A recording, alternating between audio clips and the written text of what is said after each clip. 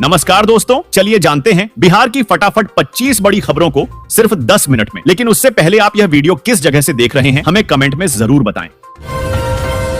नीतीश सरकार ने फिर निकाली बम्पर भर्ती, 16,500 रुपए होगा मासिक वेतन। दोस्तों, बिहार में नवस्थापित एवं उत्क्रमित उच्च माध्यमिक विद्यालयों में 6,421 सहायकों की नियुक्ति होगी। मासिक वेतन 16,500 रुपए होगा। इसमें 500 रुपए का वार्षिक वेतन वृद्धि का लाभ मिलेगा। यह नियुक्ति नियोजन इकाइयों के माध्यम से होगी। ये पद राज्य के राजकीयकृत माध्यमिक एवं उच्च माध्यमिक एवं प्रोजेक्ट विद्यालयों में लिपिक एवं अनुसेवक के मरणशील पद प्रत्यर्पित करते हुए सृजित किए गए हैं।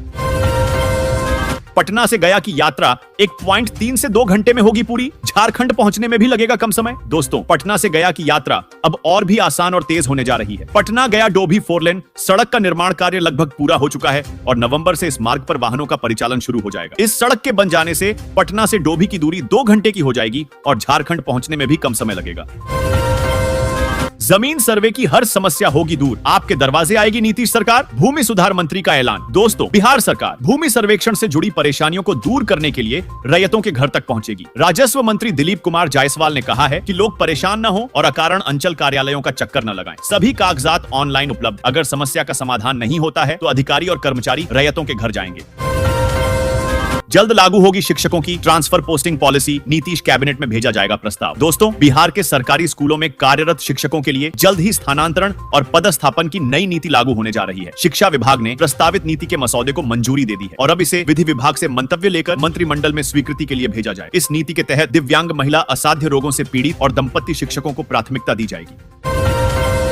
बिहार में गंगा, कोसी और पुनपुन नदियों का तांडव, नए इलाकों में घुस रहा बाढ़ का पानी। दोस्तों, बिहार में बाढ़ की स्थिति विकराल होती जा रही है। गंगा, कोसी और पुनपुन नदियों का जलस्तर बढ़ने से कई नए इलाकों में बाढ़ का पानी घुस गया है। बता दें कि बाढ़ से अब तक 5 लोगों की हो चुकी है। मुंगेर, भागलपुर, लखीसराय और बेगूसराय में स्थिति सबसे ज्यादा गंभीर है। प्रशासन बाढ़ पीड़ितों को राहत पहुंचाने में जुटा है।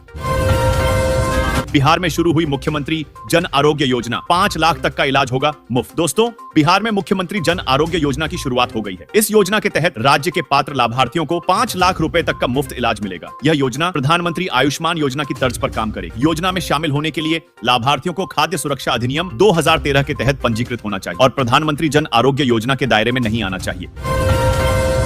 जमीन फ्लैट की रजिस्ट्री कराना होगा और भी आसान। एटीएम की तरह मशीन से मिलेगा ई स्टैंप। दोस्तों, बिहार में जमीन फ्लैट की रजिस्ट्री कराना अब और भी आसान होने जा रहा है। राज्य में जल्द ही स्टैंप वेंडिंग मशीन लगाई जाएंगी जिससे लोग एटीएम की तरह ही ई स्टैंप प्राप्त कर सकेंगे। यह सुविधा देश में पहली बार बिहार में शुरू की जा रही है। इससे लोगों को लंबी लाइनों में लगने से मुक्ति मिलेगी और रजिस्ट्री प्रक्रिया और भी आसान हो जाएगी। भागलपुर से दरभंगा के लिए चलेंगी 6 बसें। सुल्तानगंज से नवादा जाने वालों के लिए भी खुशखबरी। दोस्तों, भागलपुर से दरभंगा, सहरसा और सुल्तानगंज से नवादा के लिए 8 जोड़ी बसें पीपीपी मोड पर चलेंगी। वाहन मालिकों ने आवेदन दिया है और परमिट जारी होने के बाद टाइम टेबल और भाड़े की सूची जारी की जाएगी। इन बसों में प्राइवेट बस की तुलना में किराया कम होगा। यह रूट वर्षों से खाली था और अब यात्रियों को फायदा होगा। दलहन और मक्के का रेट फिक्स पैक्सों के माध्यम से खरीद करेगी नीतीश सरकार। दोस्तों, बिहार सरकार इस साल पैक्सों के माध्यम से दलहन और मक्का की खरीद करेगी। यह खरीद केंद्र सरकार द्वारा निर्धारित न्यूनतम समर्थन मूल्य एमएसपी पर होगी। मक्का के लिए एमएसपी 2225 रुपए प्रति क्विंटल, अरहर के लिए 7750 रुपए प्रति क्विंटल, मूंग के लिए 8682 रुपए प्रति क्विंटल और उड़द के लिए 7400 रुपए प्रति क्विंटल निर्धारित किया गया है।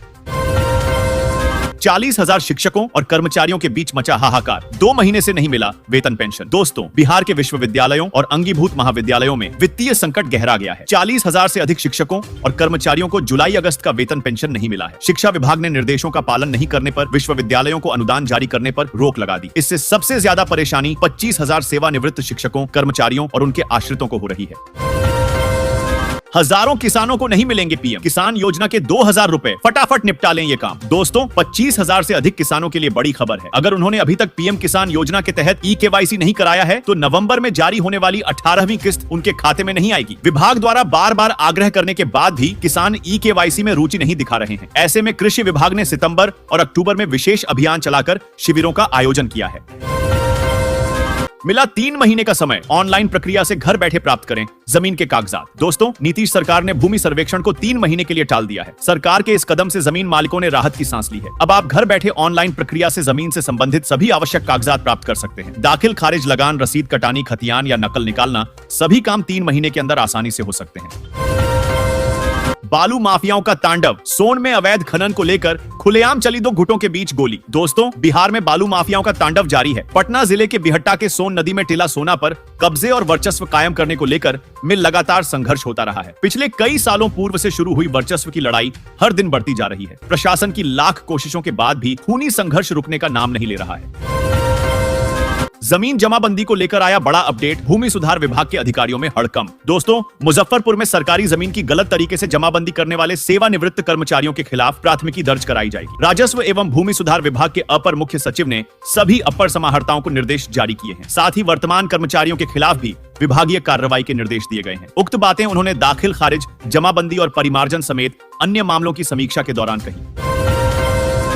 दिवाली छठ पर घर जाने वालों के लिए खुशखबरी, दिल्ली से बिहार के लिए हफ्ते में 2 दिन चलेगी स्पेशल ट्रेन। दोस्तों, त्योहारी सीजन शुरू होने वाला है। ऐसे में घर जाने वाले लोगों के लिए रेलवे ने बड़ी खुशखबरी दी है। भीड़ के कारण यात्रियों का इस समय टिकट कंफर्म नहीं हो पा रहा है। इसको देखते हुए रेलवे ने दिल्ली से मुजफ्फरपुर के लिए विशेष ट्रेन चलाने का फैसला किया है। बिहार के सभी निजी स्कूलों तक पहुंचा शिक्षा विभाग का नया लेटर, मिल गई फाइनल वार्निंग, 5 दिन में पूरा करना होगा काम। दोस्तों, बिहार शिक्षा विभाग का नया लेटर सभी निजी स्कूलों तक पहुंच गया है। सभी निजी स्कूलों को निर्देश दिया गया है कि जिन्होंने बिना आधार के ही बच्चों के नाम पोर्टल पर अपडेट किए हैं, वे 1 सप्ताह के अंदर आधार के साथ अपडेट कर दें। पोर्टल पर आधार अपडेट करने की अंतिम तिथि 28 सितंबर है। ऐसा नहीं करने वाले निजी विद्यालयों पर कार्रवाई की जाएगी।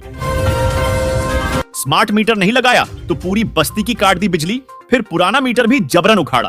दोस्तों, बिहार के गोपालगंज के मांझा प्रखंड के मिश्रवलिया गांव में स्मार्ट मीटर लगाने का विरोध हुआ। बिजली विभाग के कर्मियों ने उपभोक्ताओं का कनेक्शन काट दिया, जिससे अनुसूचित बस्ती के लोगों के घरों में बिजली आपूर्ति ठप हो गई। उपभोक्ताओं ने जिलाधिकारी को आवेदन दिया है। इसके अलावा विजयपुर में अनियमित बिजली कटौती से उपभोक्ता बहुत परेशान है।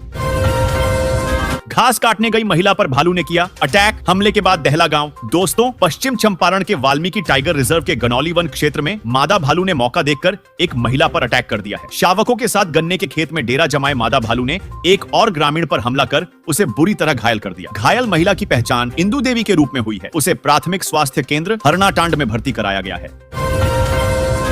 आ गई खुशखबरी, गांव की बेटी को सरकार दे रही है 2500 रुपए सालाना। दोस्तों, आजकल बच्चे पढ़ाई में ठीक ठाक होते हुए भी अपनी पढ़ाई पूरी नहीं कर पाते हैं। गरीबों के कारण की पढ़ाई अधूरी रह जाती है, लेकिन अब सरकार ऐसा नहीं होने देगी। बता दें कि सरकार ने एक नया योजना निकाला है, जिसका नाम विक्रमादित्य स्कॉलरशिप योजना 2024 है। इस योजना से बच्चों को बहुत ज्यादा लाभ मिलेगा और इस योजना के तहत 12वीं कक्षा में अगर कोई बच्चा 60% अंक लाकर पास हुआ है तो उसे सरकार द्वारा स्कॉलरशिप प्रदान किया जाएगा। अगर आप लोगों का परिवार भी बहुत ज्यादा गरीब है और इस वजह से आप अपनी पढ़ाई आगे नहीं बढ़ा पा रहे हैं, तो आपको इस योजना में आवेदन जरूर करना चाहिए। इस योजना में कोई भी बच्चा आवेदन कर सकता है जो भी 12वीं पास किया है। किस स्कॉलरशिप का उद्देश्य है कि राज्य में जितने भी बच्चे गरीबों के कारण पढ़ नहीं पा रहे हैं, उन सब की मदद सरकार करेगी। सरकार पूरी कोशिश कर रही है सभी बच्चों को उच्च शिक्षा देने की और उनके भविष्य को उज्जवल बनाने की। चलिए इस योजना के बारे में हम लोग जानते हैं। विक्रमादित्य स्कॉलरशिप योजना बच्चों के लिए जिनके परिवार बहुत ज्यादा गरीब है और वह अपनी पढ़ाई पूरी नहीं कर पा रहे हैं। इस योजना के तहत जो भी बच्चा 12वीं कक्षा में 60% से ऊपर अंक लेकर आएगा,